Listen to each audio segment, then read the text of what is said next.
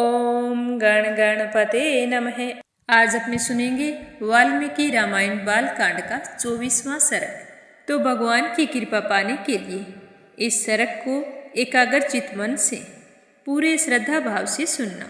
तो भगवान श्री राम का ध्यान करते हुए प्रेम से कहिए, सियावर रामचंद्र भगवान की जय हो, हनुमान जी बाबा की जय हो, श्री राम दरबार की जय हो।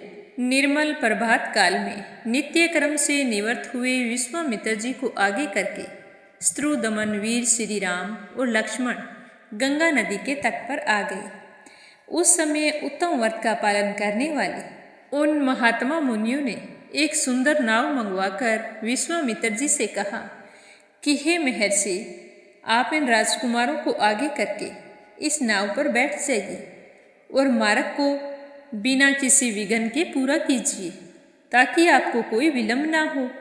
तो विश्वामित्र जी ने कहा कि ठीक है, और महर्षियों की खूब सराहना की और फिर श्री राम और लक्ष्मण को बुलाकर नाव पर सवार हो गए और समुद्र गामिनी गंगा नदी को पार करने लगे।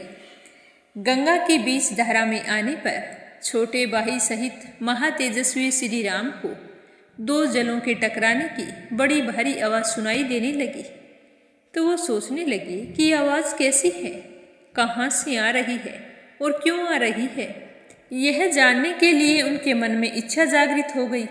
तब श्री राम ने नदी के मध्य भाग में मुनीश्वर विश्वामित्र से पूछा कि हे गुरुदेव, जल के आपस में मिलने से यहाँ ऐसी तुमुल ध्वनि क्यों हो रही है।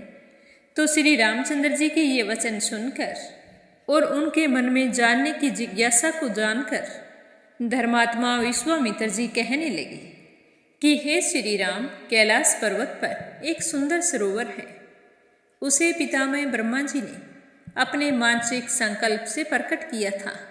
मन के द्वारा प्रकट होने से ही वह उत्तम सरोवर मानस कहलाता है। और उस सरोवर से एक नदी निकलती है जो अयोध्यापुरी से सटकर बहती है।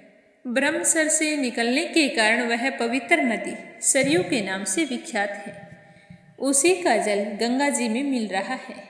दो नदियों के जलों के संघर्ष से यह भारी आवाज हो रही है जिसकी तुलना कहीं नहीं की जा सकती।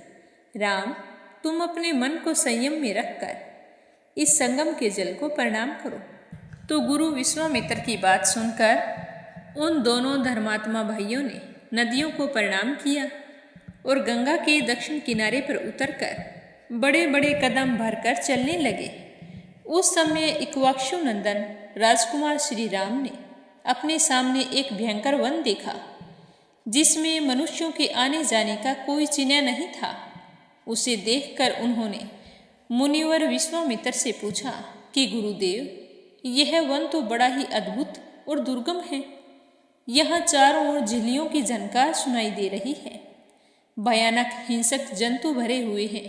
भयंकर बोली बोलने वाले पक्षी सब ओर फैले हुए हैं।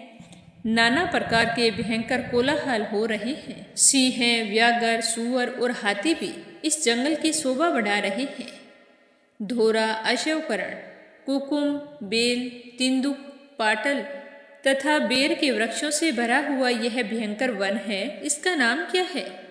तब महातेजस्वी महामुनि विश्वामित्र ने कहा कि हे श्री राम, यह भयंकर वन जिसके अधिकार में है उसके बारे में मैं तुम्हें बताता हूँ। हे नरश्रेष्ठ, पूर्व काल में यहाँ दो समृद्धशाली जनपद थे, मलद और कुरुस। ये दोनों देश देवताओं के प्रयत्न से निर्मित हुए थे। हे राम, पहले की बात है, वृत्रासुर का वध करने के पश्चात देवराज इंद्र मल से लिप्त हो गए। क्षुधा ने उसे धर दबाया और उनके अंदर ब्रह्म हत्या प्रविष्ट हो गई। तब देवताओं तथा तपोधन ऋषियों ने मलिन इंद्र को यहाँ गंगा जल से भरे हुए कलशों द्वारा नहलाया और उनके मल को छुड़ा दिया। इस भूभाग में देवराज इंद्र के शरीर से उत्पन्न मल और कारुष को देखकर देवता लोग बड़े प्रसन्न हुए। इंद्र पूर्ववत निर्मल, क्षुधाहीन एवं शुद्ध हो गए थे। तब उन्होंने प्रसन्न होकर इस देश को यह उत्तम वर प्रदान किया कि ये दो जनपद लोक में मलद और कुरुष नाम से विख्यात होंगे। मेरे अंग जनित मल को धारण करने वाले ये दोनों देश बड़े ही समृद्धशाली होंगे। इंद्र द्वारा इस प्रकार कहने पर सारे देवता लोग बहुत ही प्रसन्न हुए और बार बार इंद्र का धन्यवाद करने लगे। स्त्रुदमन, मलंद और कुरुस ये दोनों जनपद दीर्घ काल तक समृद्धशाली, धन धान्य से संपन्न तथा सुखी रहे। कुछ काल के बाद यहाँ इच्छानुसार रूप धारण करने वाली एक यक्षिणी आई, जो अपने शरीर में से 1000 हाथियों का बल धारण करती है। उसका नाम ताड़का है। वह बुद्धिमान सुंद नामक दैत्य की पत्नी है। मारीच नामक राक्षस, जो इंद्र के समान पराक्रमी है, उस ताड़का का ही पुत्र है। उसकी भुजाएं गोल, मस्तक बहुत बड़ा, मुंह फैला हुआ और शरीर विशाल है। वह भयानक आकार वाला राक्षस यहाँ की प्रजा को सदा ही त्रास पहुँचाता रहता है। हे श्री राम, वह दुराचारी ताड़का भी सदा मलंद और कुरुस इन दोनों जनपदों का विनाश करती रहती है। वह यक्षिणी 1.5 योजन तक के मार्ग को घेर कर इसी वन में रहती है। अतः हम लोगों को जिस ओर से ताड़का वन है उसी ओर से चलना चाहिए। तुम अपने बाहुबल का सहारा लेकर इस दुराचारिणी को मार डालो। मेरी आज्ञा से इस देश को पुनः निष्कंटक बना दो। यह देश ऐसा रमणीय है, फिर भी उस यक्षिणी के डर से कोई भी यहाँ पर आ जा नहीं सकता।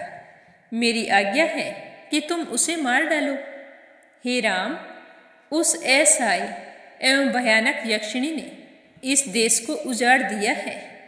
यह वन ऐसा भयंकर क्यों है, इसका सारा रहस्य मैंने तुमको बता दिया है। उस यक्षिणी ने ही इस सारे देश को उजाड़ दिया है और आज भी वह अपने उस क्रूर कर्म से निवृत्त नहीं हुई है।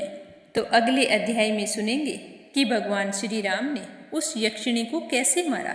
तो जानने के लिए रोजाना ध्यान से सुनते रहिए। वाल्मीकि रामायण बालकांड का 24वां सर्ग समाप्त हुआ। श्रद्धा भाव से सुनने के लिए आप सभी का बहुत बहुत धन्यवाद।